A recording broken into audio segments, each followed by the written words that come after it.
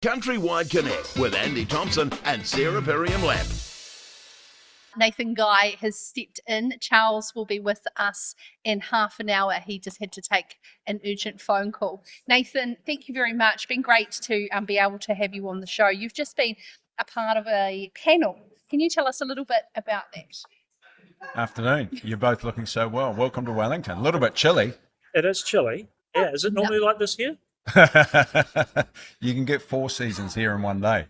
You can. We've just had a great session talking about global trade. Simon Tucker, Susan Kilsby and myself, Richard Green, chipping on the margins. And the world is an uncertain place, but we are winning in certain areas. So very proud of the primary sector and what we do, getting our products to market. And yes, there's challenges, but we've always had them. What hat were you wearing? I wear several. MIA or Special Agricultural Trade Envoy? I'm a father, I'm a farmer, and I have a couple of other roles. Both. When you were speaking? Yeah. So both. So interesting. Like, obviously, trade is the way that New Zealand makes its way in the world. Lots of challenges. What are you seeing in your role as Special Agricultural Trade Envoy that is concerning you right now? Well, there's several things that concern me. EUDR, which is the deforestation regulations, that's going to probably kick in at the end of the year. What's the date back to that? It's been delayed, and whether we get another delay, having been in Europe in May, it's unlikely we will. For your listeners, what does that mean? Well, I think they've really brought it in as a bit of a poke at Brazil with deforestation. We know here we don't deforest. Actually, we have afforestation. And in Wellington here, we've engaged in the red meat sector with a company called Prism, and they can use amazing technology. Zoom into your farm, Andy, on the West Coast and see that you aren't part of the problem.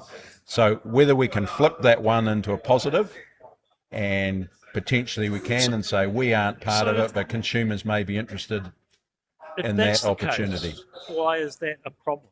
Why are we concerned about it? Because we were worried about the impact on hides. It was going to be a lot of bureaucracy. They've since wound that back. There's quite a bit of compliance. We've had to invest in technology to prove we aren't part of the problem. We were worried it was going to be a non-tariff barrier. Since we've invested in all this, we believe there's actually an opportunity here, and we may be able to take that story to market. That's one. In Europe, I worry about animal welfare labelling, which is going to kick off, and that's the southerly wind, folks, slamming the door, which is going to kick off in Germany for pork, and potentially that could roll out into other areas as well. We don't have so much of a problem to worry about. Our animal welfare standards are world leading, but once again, it could be another non-tariff barrier, so we're watching that one closely. That's just 2 examples for you. On the animal welfare, it's about a misunderstanding of our production systems, say the deforestation. The animal welfare thing could be similar, right, in terms of animals being left outside in winter? That's right. Well, yes, some could be concerned about that. Oh, those poor animals in a southerly look really cold. The reality is our farmers do a fantastic job of feeding their animals, having surplus feed on hand to get them through these colder winter months. Another one that worries me, Andy, is the sheep meat investigation in the US. The government with industry work well on forced labour. We know that we don't have any forced labour in our supply chains here in New Zealand. So we went and presented, put our best foot forward, but still had an increase in a tariff of 2.5% across the board. I hope that that doesn't happen with the sheep meat investigation.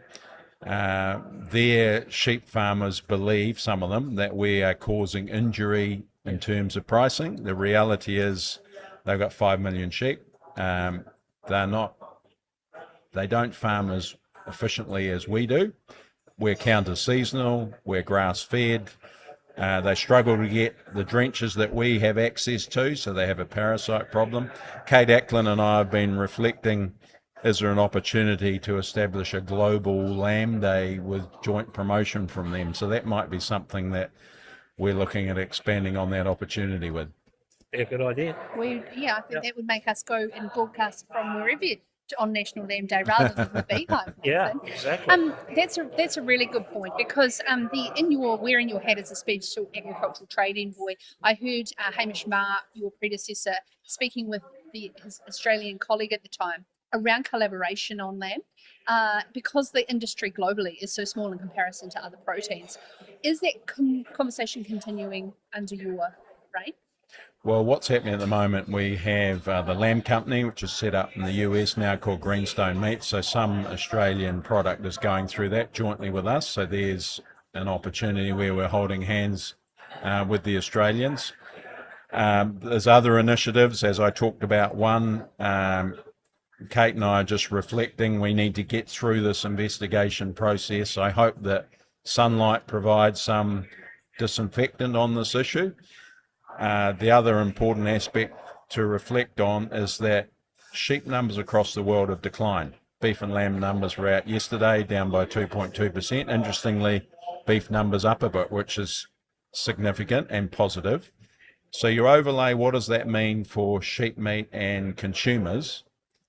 Less supply, the demand is increasing. So I believe we can all win through this investigation. It's just a matter of making sure we put our best foot forward. Yeah.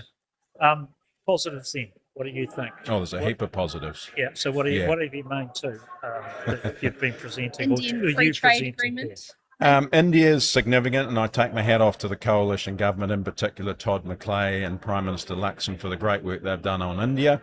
UAE is already proving its worth. We look back on the gold-plated EU and UK FTAs. There have been significant increase in the red meat sector. I saw the graph the other day. Just goes like that. It's phenomenal into the UK.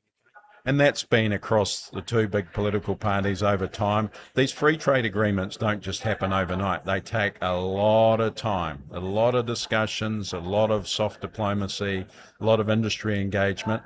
What's really positive is the National Party came out with their plan for the next free trade opportunities, 7 economies around the world, Bangladesh, Switzerland, some of the Nordic countries, some of the South American countries as well.